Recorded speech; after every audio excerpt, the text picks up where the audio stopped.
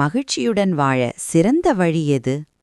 ஒரு ஆசிரியர் ஒவ்வொரு மாணவருக்கும் ஒரு பலூனை கொடுத்தார். அவர்கள் அதை ஊதி அதில் தங்கள் பெயரை எழுதி அதை நடைபாதையில் வீச வேண்டும். பின்னர் ஆசிரியர் அனைத்து பலூன்களையும் மாற்றியமைத்தார்.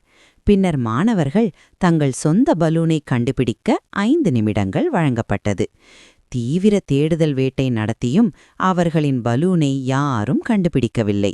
அந்த நேரத்தில் ஆசிரியர் மாணவர்களிடம் தாங்கள் கண்டெடுத்த முதல் பலூனை எடுத்து அதில் யாருடைய பெயர் எழுதப்பட்டதோ அவர்களிடம் ஒப்படைக்கச் சொன்னார். 5 நிமிடங்களில் ஒவ்வொருவருக்கும் அவரவர் பலூன் கிடைத்தது. ஆசிரியர் மாணவர்களிடம் கூறினார், இந்த பலூன்கள் மகிழ்ச்சி போன்றது.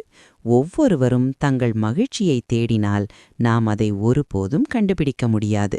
ஆனால் மற்றவர்களின் மகிழ்ச்சியில் நாம் அக்கறை கொண்டால் நமக்கான மகிழ்ச்சி நம்மை தேடி தானே வரும்.